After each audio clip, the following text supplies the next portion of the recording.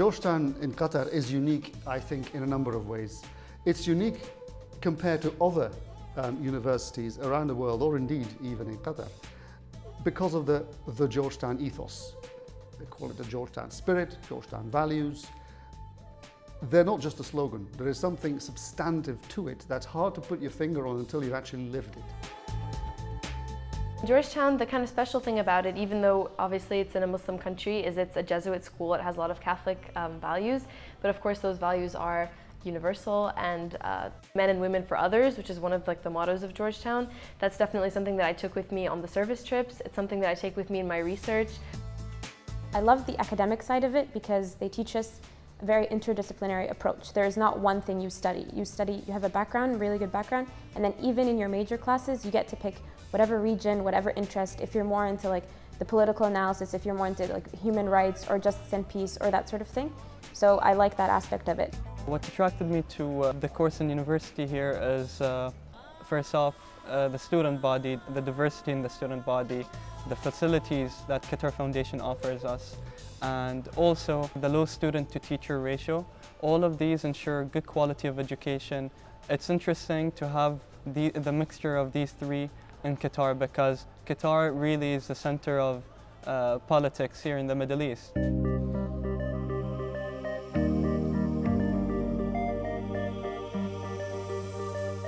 One of the major differences is that we have very small classes. The largest classes are 15 to 20 people. You can work very directly with each and every individual student. I know nearly all the students by name. They know me, of course, so that's quite different than from the main campus. To me, the whole community here is just combined to one big family. So even though I'm a freshman, I still know all the seniors, all the juniors, all the sophomores, and we're all connected together. We all celebrate birthdays together, we all enjoy our weekends together, and it's a whole big campus, but we're all connected in some way. We had access to all our professors, for one, on a daily basis. So we also had so many access to these extracurricular classes that to me were probably one of the best experiences of my life, most educational, and gave me the most exposure. For example, I was in a class called the Zones of Conflict, Zones of Peace. And I got to travel to so many places, Poland and Germany, Bosnia, Northern Ireland, studying post-conflict societies. And these kinds of opportunities, I don't think you can get them anywhere else in the world. On top of this, you have wonderful diversity. I could have students from all around the globe in one classroom. Very important if you do international politics, for example. There was a program to do an honors thesis for international politics, which I did. And then I ended up using that thesis and publishing it afterwards, which was a really great opportunity for me, and it opened a lot of doors. I like that there were so many service trips, so I'm not just kind of talking about theories about partition and civil strife and whatever. I actually went to Cyprus, I went to rural Kentucky building houses. So that was really another selling point when I went out onto the job market again. So I would say definitely had a very positive experience, and it's one of the best decisions that I made. Coming from a high school system which was very rigid, the transition to college, the main thing, it's not just that the professor would go in and give us a lecture and expects us to understand it and do the assignments or the homework and that's it by the class.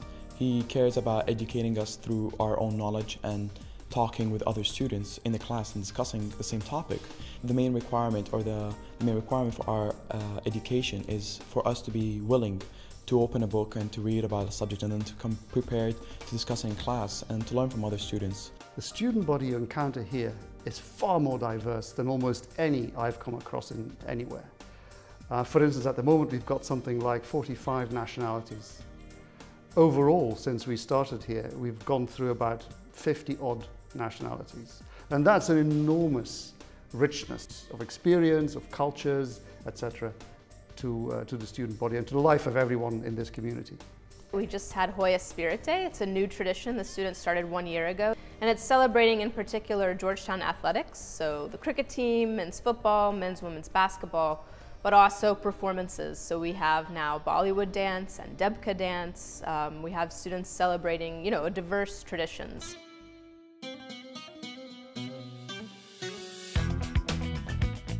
To To me, it's like home. I don't know, Georgetown just became my family. I walk into other universities, I'm like, they don't have that. They're missing the Georgetown touch of it. Yes, it's really bad actually, because we keep coming back here for all the events that we're probably not invited to as alumni.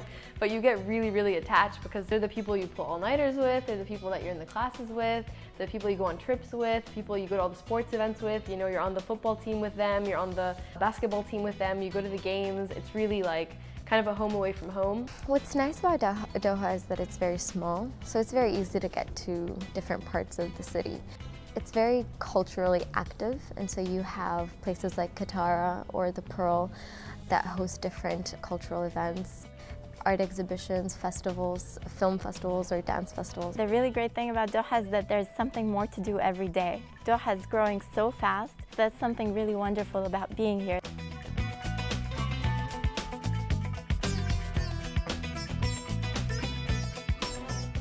Our vision here for Georgetown in Qatar is, of course, first of all, to be globally excellent in teaching and research in whole liberal arts, social science and humanities field. But to be excellent in a way that is not insulated, that rather really ties into society at large. I feel like it's shaped everything I want to do with my life. Before I wasn't sure, it kind of helped me figure out what I wanted to do. So I'm always going to take that with me. And another thing, the Hoya spirit, they just make you so proud to be part of Georgetown and to be a Hoya. So that's something I'm always going to take with me.